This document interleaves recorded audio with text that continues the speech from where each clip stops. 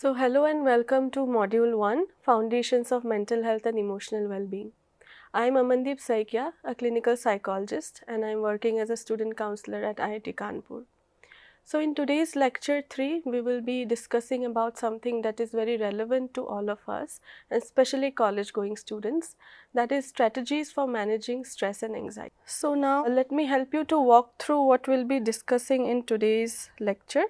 So today's lecture will be designed to give you a comprehensive understanding of what is stress and what is anxiety, and especially as experienced during college life.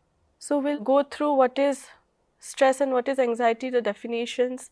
Then we will be going through a bit of the models and the theories that were given by psychologists. Then we'll explore what are the different common stressors during college life. Followed by that, we'll be exploring different practical stress management techniques in which we'll understand what is mind-body connection, how physical activity helps with stress management. We'll also explore mindfulness, relaxation techniques to deal with stress, anxiety, and also the role of social support and communication. So college is often described as the best time of our lives, and in many ways it can be. So it is a time of exploration, growth, newfound independence. But it is also a time when students experience a lot of stress, a lot of pressure, and many different life changes. So when stressors go unmanaged at this time, so it can create a ripple effect. Students may see that there is a decline in their academic performance, strained relationships, and also a decline in their physical and mental health. That is why understanding what stress and anxiety are and how to manage them is very critical. With the right tools, students can not only cope but also thrive during their college years. So as someone who regularly works with students, adolescents and young adults, I tend to see many students who are going through this stress and anxiety, and in today's lecture I am here to help you to just understand so that we can apply these techniques in our day-to-day life. So now let us try to conceptualize stress. Let us understand what is stress. So according to WHO, stress can be defined as a state of worry or mental tension caused by a difficult situation. So stress is a natural human response that prompts us to address challenges and threats in our lives. So as you can see in the slide, there are different types of stress. So let us try to understand what are the different types. So you can see there are three types of stress. The first is acute stress, then we have episodic stress, and the third is chronic stress. So acute stress is a type of stress that is a short-term stress, and it arises when there is a specific event that is happening in a person's life. And that event is perceived as challenging for the person. So this short-term stress resolves immediately after the event has completed. So let us understand this with an example. So suppose you have an exam tomorrow, and then early in the morning you may be experiencing some bit of stress. So this is called as the acute stress. The second type of stress, the episodic stress, it is when the acute stress or the short-term stress is occurring very frequently. So it is when the person is consistently experiencing this in a day-to-day basis, and over time what happens is that this episodic stress will lead to burnout in a person if not treated early, and along with that it can also lead to health problems. So suppose a student, for example, is constantly under the pressure of deadlines. They have back-to-back deadlines, assignments. So this is a frequent back-to-back stress they are experiencing, which is called as episodic stress. The third is chronic stress. So this is more of a long-term stress that will persist over a long period of time, and this may happen due to some kind of ongoing life situations or some problems. So suppose a person is experiencing financial struggles at home for a long time, so they may be defined as having as a chronic stress. So somebody who is going through this for a long period of time may experience health issues like cardiovascular diseases, depression, anxiety or weaken immune system as well. So now let us understand that not all stress is bad. So in the earlier slide, when we looked at the different types of stress, acute and episodic and chronic, they can be defined as a stress that is present over a period of time. Whereas in this slide, as you can see, where this is a stress spectrum, this is more about the quality or impact of stress in a person. So as I said, stress is in a spectrum. So in one hand there is a positive kind of stress, and in the other side there is a negative kind of stress. So it is named as eustress and distress. So let's now understand what are they and how they have an impact in our life. So it is a kind of stress that motivates us and helps us focus. So maybe you can think it of as a nervous excitement just before your performance, or maybe you have a presentation to make. So what is that nervous excitement that you are experiencing can be termed as a eustress. Whereas on the other hand, the distress is when it is in a negative kind. So suppose you are going through a situation which is negative and then you are feeling very overwhelming and even debilitating. So this is termed as distress. So distress can affect the way we concentrate, the way we think, and may cause some physiological symptoms as well, like headache. There can be increased heartbeat, and as you can see here that over time it decreases our mood, creating anxiety, leading to burnout, impacting your sleep even, and even long-term health issues as well. So now, to understand how our bodies respond to stress, Hans-Selye's General Adaptation Syndrome, or the GAS model, offers a very helpful framework. So as you can see in this slide, there are 3 phases that our body goes through when there is prolonged stress. So the first is the alarm stage. So here what happens is that the body launches the fight or the flight response. So the brain will activate the SAM and the HPA system. So the SAM is the, as you can see, sympathetic adrenomedullary system, which is being activated, and also the hypothalamic pituitary adrenal axis is also activated, as a result of which there is release of certain hormones like cortisol. And as you can see here that along with the release of hormones like adrenaline and cortisol, heart rate, muscle tension and energy spikes will also happen. So this is kind of a survival mechanism, but it can also it's not just triggered by real events, but also if there is anticipatory kind of stress, this will also be activated. For example, if we have to understand this a little better, maybe we can see, like suppose you have an exam, like I gave the example earlier, you have to present in the public, so you are having this stage that is being activated. But if the stress is continuing, that's when we move to the second phase, that is the resistance phase. So in this resistance phase, our body is trying to adapt and regain the balance. So that's what we call as homeostasis. And at this stage what happens is that our outwardly we may seem to be coping, but internally what is happening is our body is in this alert state, and the hormones that are being released is continuously being used. So if this continues again, so it's like a step 1, step 2. The step 1 is alarm stage. From there you move to the resistance stage, and if the stress is still continuing, we will move to the exhaustion stage, that is the last stage. So in this exhaustion stage, you will see that the energy reserves are depleted and both mental and physical functioning starts to decline. So this increases the risk of burnout. It will also affect your immunity for sure, and also stress related illnesses.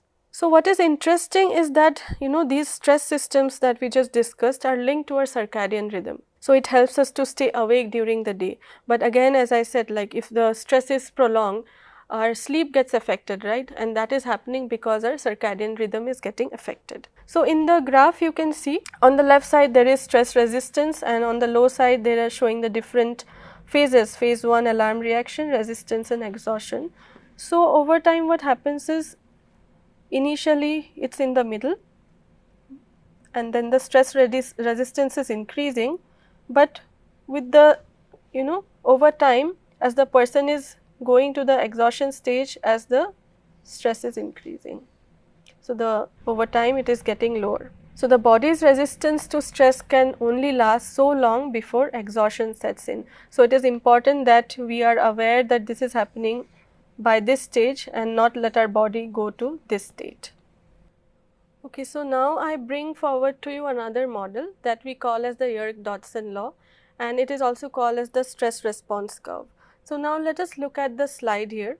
On the left side, as you can see, there is performance, and on the other side this is stress.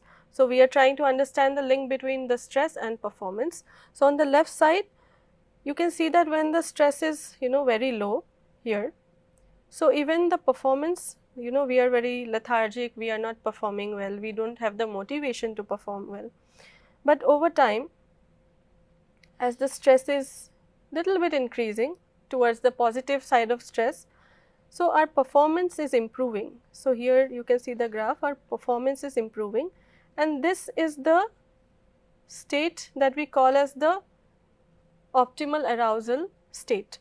So this is what we are trying to reach. Okay, so over time when you see that the stress is increasing, our performance also starts to decline. So what we have to look for is, not to be on one end where there is no stress at all, or the other end where there is too much stress, but we are trying to look at where we are in the middle. So this is similar to what we had discussed earlier, that is eustress and distress, the positive stress and the negative stress. Now that we discussed what is stress, what is, different theories that explain how stress is affecting our body, our mind, now we'll understand what is anxiety. So many a times we tend to, confuse between what is stress and anxiety. So I thought it's better that we define exactly what they are. So according to the American Psychological Association, anxiety is an emotion characterized by feelings of tension, worried thoughts, and physical changes like increased blood pressure. So anxiety to a certain point may be very normal. So anxiety, when we name it, it is an emotion. So experiencing anxiety to a point is normal, but over time if it is, happening more than required, it is very debilitating, and that is when it is something of concern. So you can see here that anxiety comes with many phases. So worry, fear, tension, nervousness, terror and panic. But we have to understand that experiencing fear is not as experiencing anxiety. So when we are experiencing anxiety, it is something that is, you may not have an event or some challenging event happening, but our mind is still, thinking about it, ruminating over it. So that is anxiety versus maybe fear. Fear can be something you experience, suppose, you are about to meet your professor and then this fear is coming. So that is what the difference is between both. So now let us explore some of the common symptoms of anxiety. So as I said that anxiety is a normal human emotion, but anxiety comes with, different ways in which it manifests in ourself, in our bodies. So it can be, cognitive symptoms, it can be behavioral symptoms, it can be some sensations that you experience in your body, and even your behavior gets affected.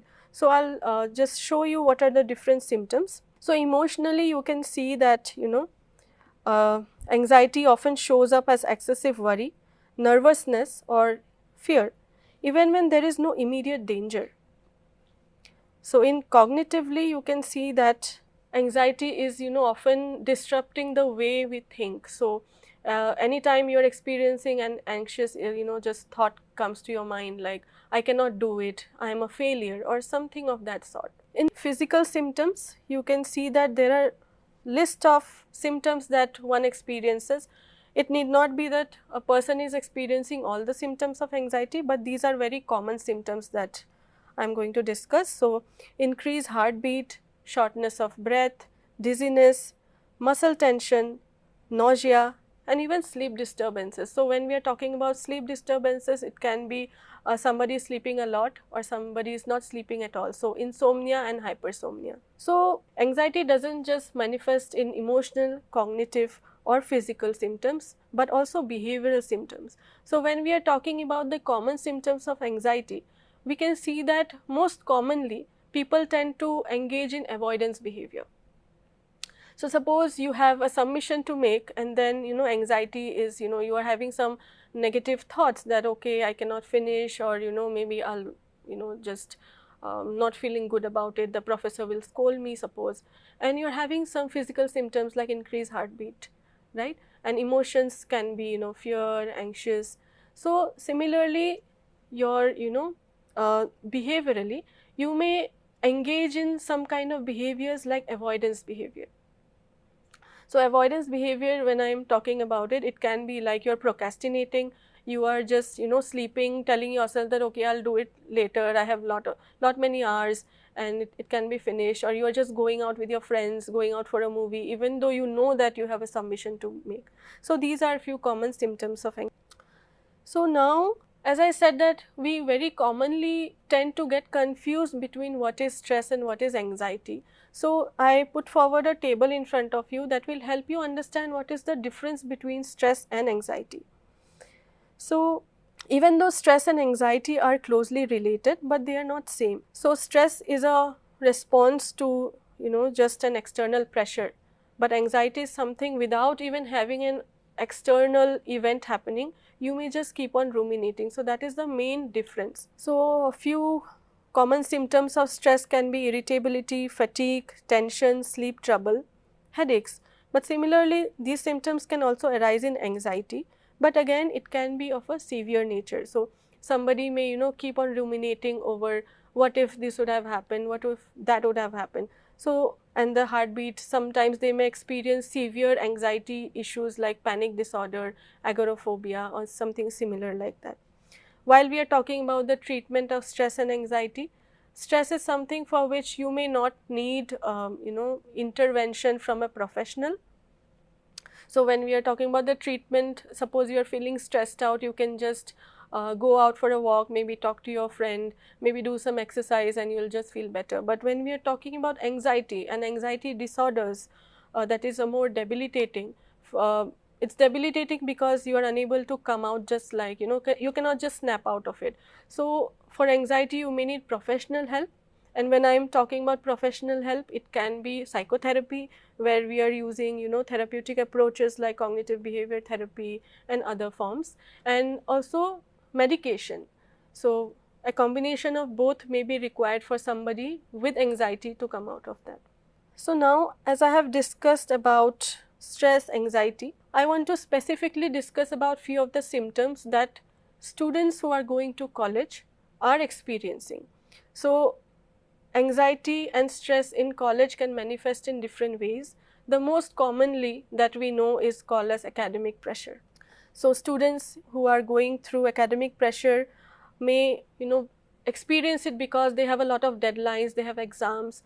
Then there is also this because you see that everyone is studying, somebody is performing better, so there is this constant sense of pressure that they have to do better. Followed by that, we have social challenges. So as we know that once a student comes from a school to a college, that is a period of transition. So they're meeting people, new people, they are meeting new professors, they are getting more independent, and they are moving away from home. Many students who are going to college are going to hostels, living there. So this is the phase when students experience a lot of social challenges. So when we are talking about social challenges, it can be maybe they're experiencing loneliness, they can be experiencing some kind of peer pressure, and also the pressure to make friends. So somebody who is suppose an introvert, maybe they were in the school and they just had one or two friends. So when they come to college, they see that there is so many people, like thousands of people, and this pressure to make friends, to get to know people, or the fear of getting left behind may create a lot of anxiety. The third is the financial challenges. So many students are taking admission through student loans. They may be paying some tuition fees, which indirectly may put a lot of pressure, even though they maybe they know that they have to pay it after a couple of years, but this pressure keeps on building over time. So another is career concern. So for many people, who are in their first year, and then they know that, okay, I have to do better, and what about my future? So there is a lot of confusion regarding what they will do in the future, whether the course they have taken is the right one or the wrong one. So this confusion may create a lot of stress, and for some people anxiety as well. The last is personal factors. So there is this stress and anxiety regarding identity development. There may be self-esteem issues, there may be some relationship issues that they may be carrying, and some students may also be already going through some mental health conditions that they have to deal with along with all the other stresses.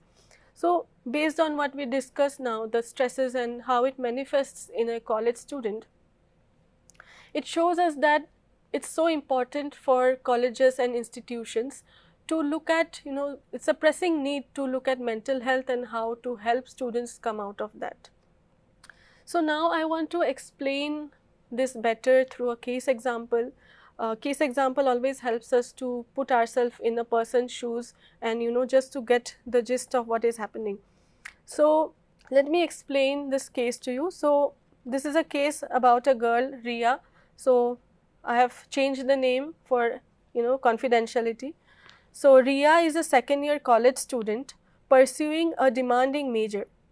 The semester is at its peak. She has multiple back-to-back assignments, a group project that is falling behind schedule, and a major exam just days away. Despite knowing the deadlines, she finds it hard to begin her tasks. Instead, she spends hours scrolling on her phone or distracting herself with social media and TV. So current experience of Ria says that, at night, Ria is experiencing this wave of anxiety. She's unable to sleep. Her mind is constantly bothered by, repeated thoughts. So thoughts like, I should have started earlier, or I'm going to fail, I cannot do, they keep on coming to her back to back, and she's unable to sleep. So along with this, she's also experiencing a deep sense of guilt and self-doubt. And even though she's trying so hard to sleep better, she's unable to, because her mind is constantly, bothered by these negative thoughts. Because of this, because she's unable to sleep at night, what happens is in the morning when she wakes up, she's feeling foggy, she's feeling irritable, and she's unable to concentrate in her class. So I think this case, as I discussed with you, will help you understand how stress and anxiety actually manifests in student life. I'll come back to this case again in the future. You can see here whatever we discussed regarding Ria, it is put it in a table format, the different symptoms that commonly are experienced in college going students. Now I want to talk about few of the research studies.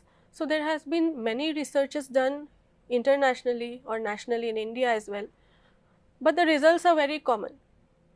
It shows that college going students experience a lot of stress, lot of anxiety, and along with anxiety, depression and other mental health concerns are very common.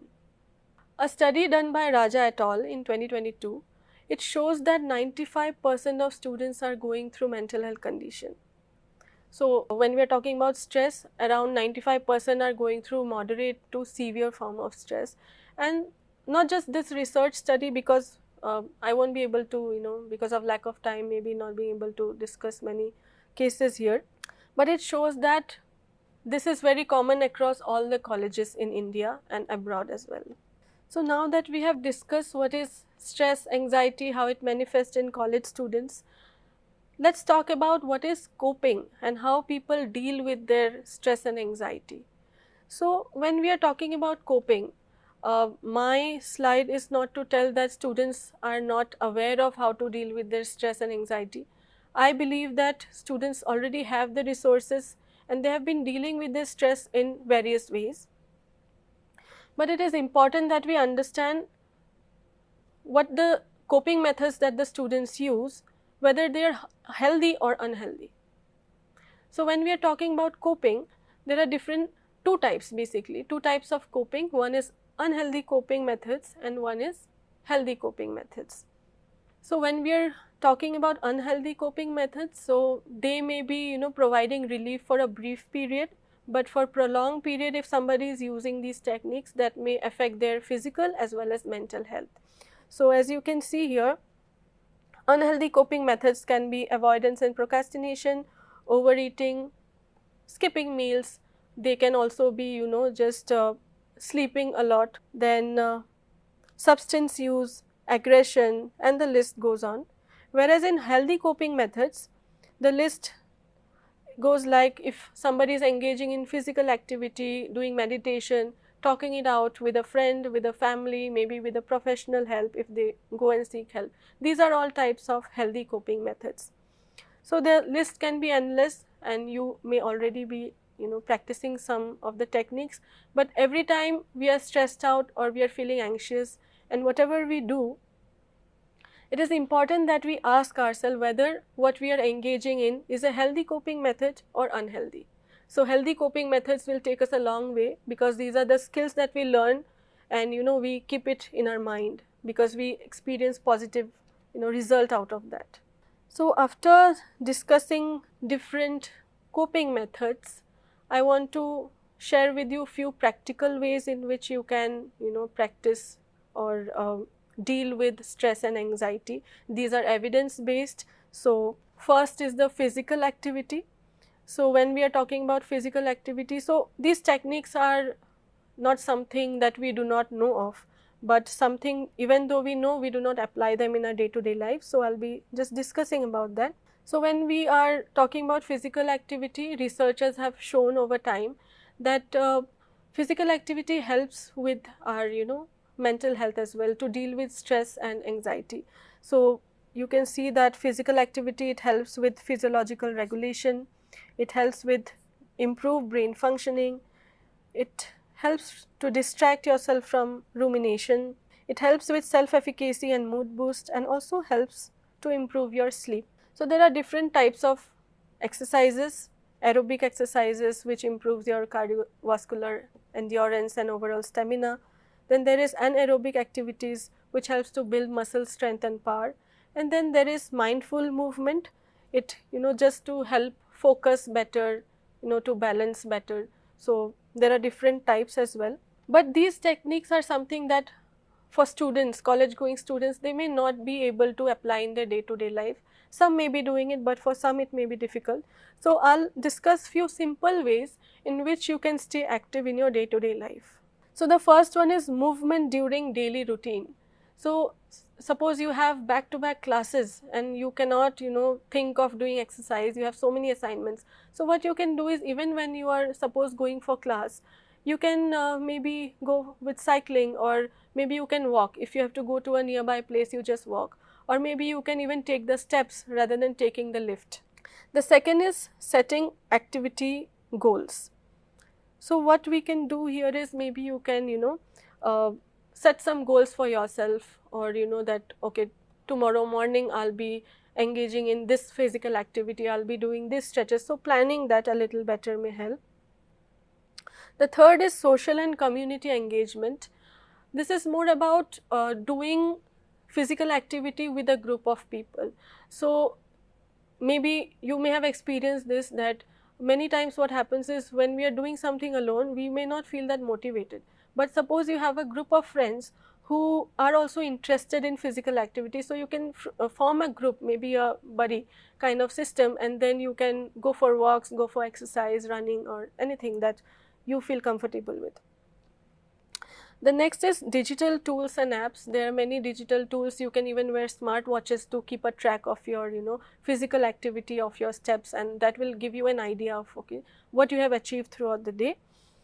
Then the last is integrating mindful movement. So whenever you are going for a class, suppose, or you are going for your breakfast, lunch, dinner, just being more mindful, being more aware of what you are doing. So being present at the moment. Suppose if you are going for the class, being mindful of okay, I'm walking to the class, let me be just look at what are the different colors that I see, or maybe different sounds that I hear.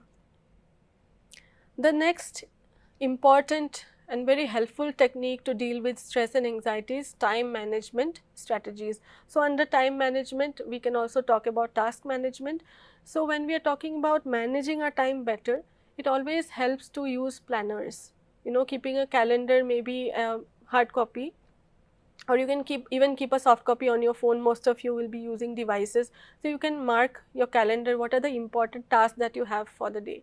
So maybe before sleeping at night, you can plan for your next day. that okay, tomorrow I have these many tasks that I have to complete, and day after I have this. So you can also do it for a week as well.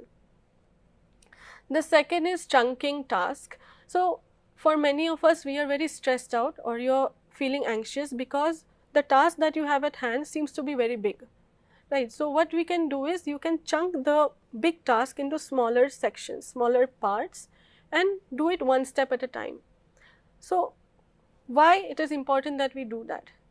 Because as I said, that if the task looks big, we may not feel comfortable, or we are scared that okay, how do I finish this? It may feel like a mountain. But if we break it into chunks and do it one step at a time, so the small thing looks achievable. So that is the goal. Then the next is prioritizing. So it's very important to prioritize what is important for you now, what is not that important, and what is it that you can delay for the later. So very important, technique that I want to introduce here is the Eisenhower matrix. So the Eisenhower matrix is also known as the urgent important matrix. So it is a time management tool, and it helps us to understand what is urgent and what is important. So as you can see here, it says that if you have a work that is urgent, which is also important, to do it, go ahead. Suppose you have an assignment submission tomorrow, which is very important for sure, then you go ahead and do it.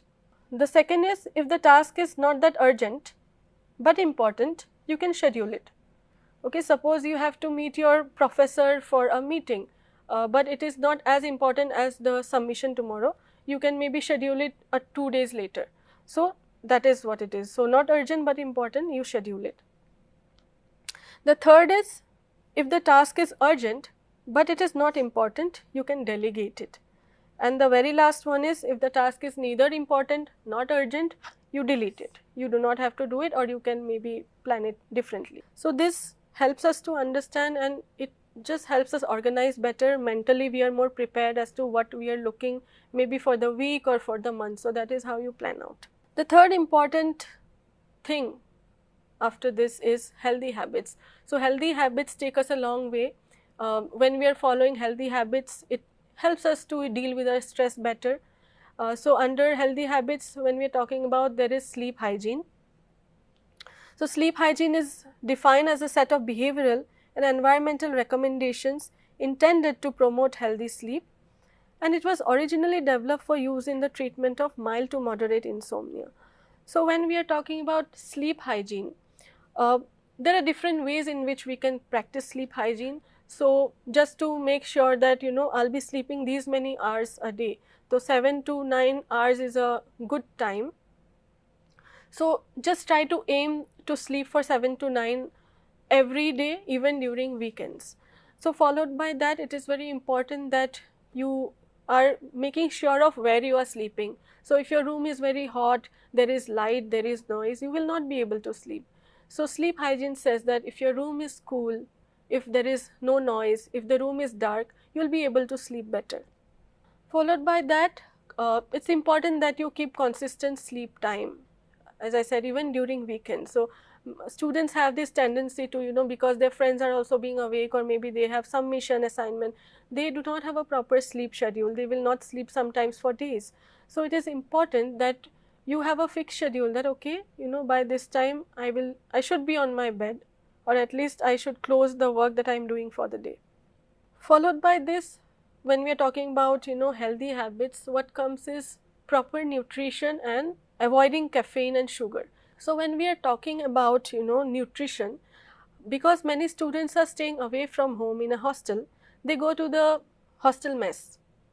But what happens is, over time, students get bored of eating the mess food, and they tend to eat from the canteen, or then they'll order from some online platform. As a result, the nutritional value of the food that their body is receiving is declining. So to deal with stress better, it's important that we take care of our health, we eat proper balanced meal, and avoid things that may affect our health, like avoiding caffeine, especially before sleep, because that will also affect your sleep schedule. Followed by that, avoiding sugar, not taking too much sugar, because sometimes when students are very stressed out or feeling anxious, they tend to eat overeat, and especially sugary foods. So when you are eating a lot of sugar, this will cause a sugar spike. So followed by the sugar spike, so as the sugar spike is happening, immediately the crash will happen, because of which you will feel fatigue and lethargic, and which will also affect your performance, and it will not help to deal with the stress for which you had initially taken that. The next is avoiding substance misuse. So I wanted to talk about substance because as students are getting more independent coming to college, they tend to engage in different behaviors. So because of peer pressure, students may get into, just exploring new things, and substance is one thing. So substance use may, help students to deal initially or, temporarily, but they are not aware of the long term consequence of taking substance. So many a times as students are, taking substance, they get addicted. So it's important to realize that it is not a healthy coping method, it is an unhealthy coping method, and the more we are away from it, the better. So how do we keep ourselves away from substance? So first we have to understand what is, what led to that. So as I said, peer pressure is one thing that may have led to that. So being aware that peer pressure is happening, being able to be assertive to say no. So communication also matters. So how you are communicating to your friends is an important thing. The next is setting boundaries, being able to tell that this is my boundary and I am not going to cross that, in terms of your behavior, in terms of your thought processes as well. So followed by that, if you feel that you are unable to deal with it better, then seeking professional help, going to counseling services of your institute may help you as well. And the last one is engaging in some alternative activities. Many times we see that students are getting into substance because there is boredom, because they're lazy, they're not knowing what to do, so they're just exploring something that is very easily available. So when I'm talking about substance, I can also talk about not just addiction in terms of drugs, but also kind of behavioral addiction, like screen time, being on your mobile for a lot of time, so leading to addiction. So just finding an alternative activity to do, like sports, some creative outlet may also help. So as a result, you are dealing with the stress and also you being away from the negative behaviors. So the next is an evidence-based therapy called as the cognitive behavioral approach. So CBT is a structured evidence-based psychological treatment that helps individuals manage stress and anxiety by changing unhelpful thoughts and behaviors. So understanding the CBT model of anxiety and stress says that there are two components. One is the cognitive and one is the behavioral. So when we are talking about the cognitive component, it is more about negative thoughts that are coming to, the rumination that is happening. So thoughts like I'm good for nothing, or I will fail, or nobody loves me. These are all the thoughts that are coming to you, and that is the cognitive part. The second is the behavioral part, where you are engaging in maybe avoidance behavior or some behavior which is maladaptive. So now we'll discuss few CBT techniques that will help to deal with just your stress and your anxiety. So the first is called the cognitive restructuring or the cognitive reframing. So here what one does, and this is something that to be done under professional help. So when we are talking about cognitive restructuring, we are trying to identify what are the different negative thoughts that are coming to our mind. So unless you are aware of what are the negative thoughts, we won't be able to deal with it. So negative thoughts like I'm good for nothing, or they don't love me, or my professor will scold me. So these are very common negative thoughts that come. And when we are talking about these common negative thoughts, there are many distortions. So there are different types of distortions, or the way we perceive a situation gets distorted. So identifying them and then challenging. So when we are talking about challenging, we are questioning ourselves, okay, what the thought that I am having, is it true? What is the fact that this thought that has come to me is true? So then we are challenging and coming up with a replacing thought. So rather than saying that they don't love me, saying that maybe they are having a difficult time, maybe they are themselves stressed out and unable to give me time, because of which I am feeling like that, but that is not completely true, because I cannot read the other person's mind. So reframing your thoughts will be very helpful. The second is problem solving skills, so teaching clients to identify practical solution to stressor, so knowing when to solve the problem that they are getting stuck in.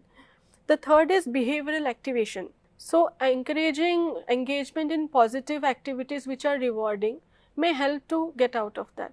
So many a times, as I said, that the thoughts, the behavior, the physical sensations and emotion, they are all connected, and that is what the CBT is saying. So when we are having a negative thought, the behavior is getting affected, that maybe we are engaging in avoidance behavior. So just working on this behavioral changes, like going for physical activity or talking it out, may also help you indirectly. So it may help to reduce stress and anxiety, and also just get away from withdrawal from people, from their own thought process.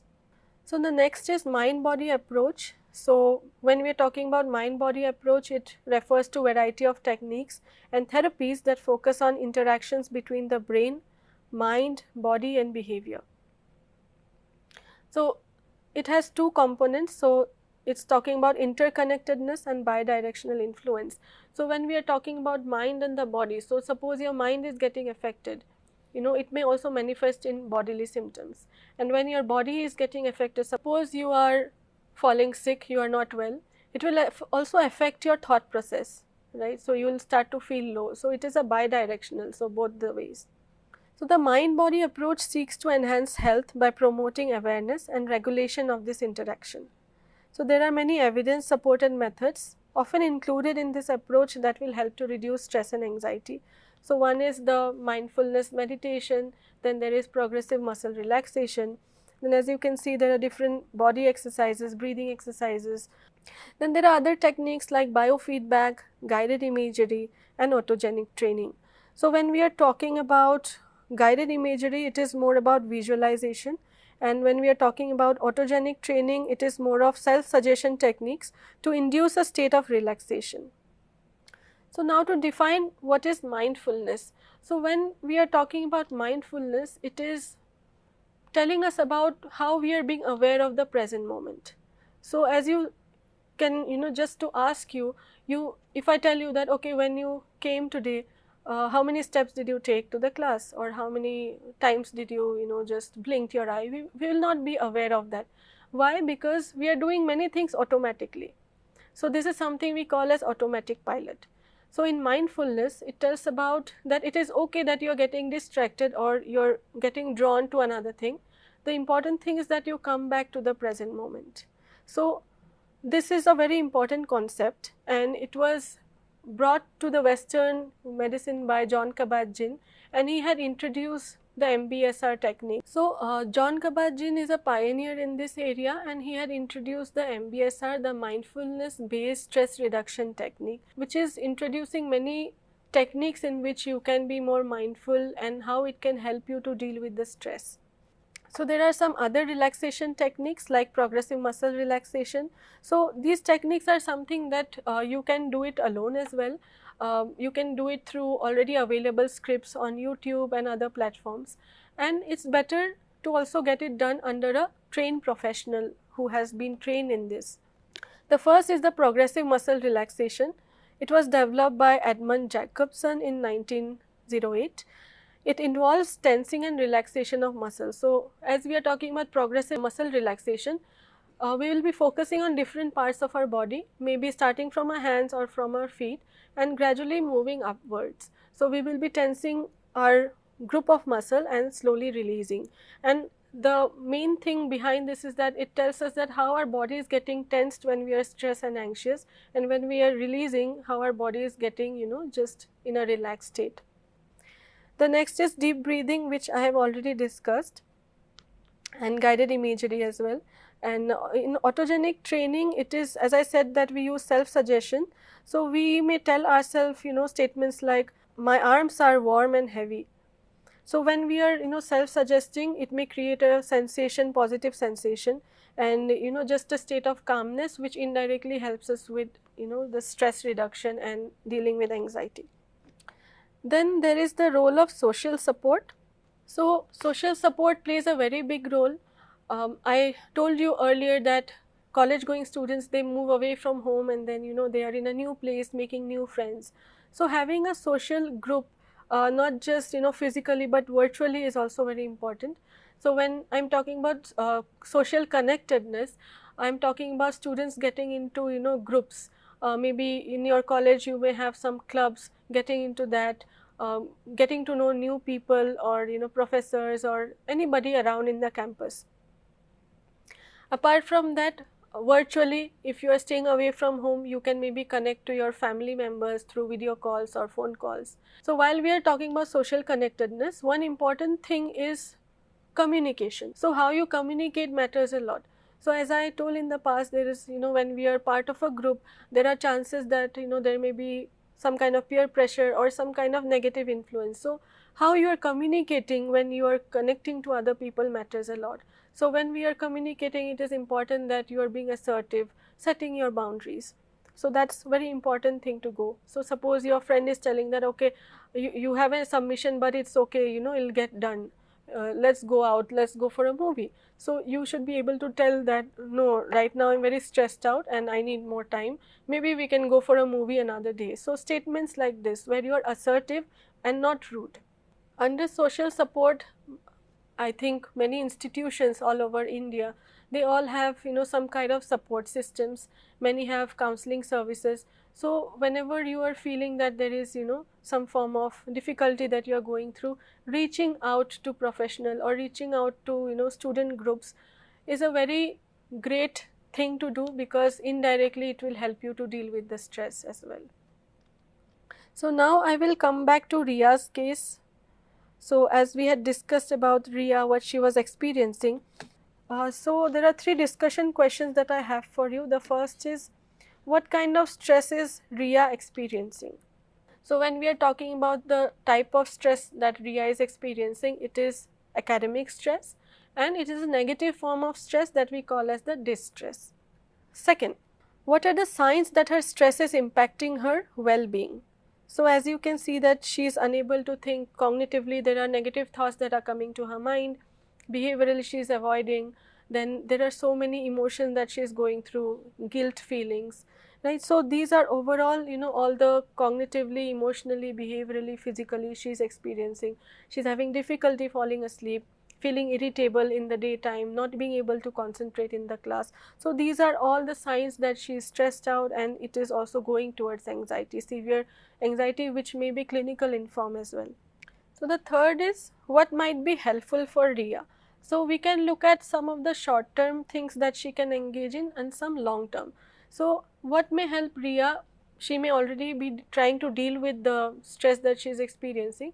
What she can do is that she can break her task into chunks. So right now it looks like there's a lot to fulfill. So she can break her task into small chunks, make it achievable, plan her day. Then behavioral changes she can do is that when she's sleeping at night, she can practice some form of relaxation. So when we are talking a bit of relaxation, we can, Ria can do some deep breathing exercises, focusing on her breath, be more mindful of what is going on in her body. And she can also practice other forms of relaxation as well, like guided meditation or guided imagery, etc. Cognitively, maybe she can try to track her thoughts down and try to come up with alternate thoughts as well. But as I said that Ria's anxiety may be going towards clinical anxiety form. What she can do is, maybe for long-term support, she can reach out to a professional where she can get a guidance and get out of what she is experiencing. Another thing that she can do is, maybe, like as I said, that she's engaging a lot in her phone. So maybe she can limit her screen time so that it is helping her with her circadian rhythm. Her sleep is normalized as well. So we are towards the end of our PPT for today. So let us summarize what we had discussed. So in today's lecture, we discussed what is stress, what is anxiety, what are the difference between both of them. We try to look at different theories that tell us how stress is affecting performance, how our body is going through different stages of alarm, resistance and exhaustion. Then we also looked at how stress and anxiety manifest in college students, what are the different symptoms that they go through. Then we looked at different ways in which students cope with their stress. Some engage in healthy coping methods, some engage in unhealthy coping methods. Followed by that, we tried to explore different ways in which students can deal with their stress and anxiety. We looked at behavioral ways in which they can deal, like mindfulness technique, physical activity, how changing routine can help.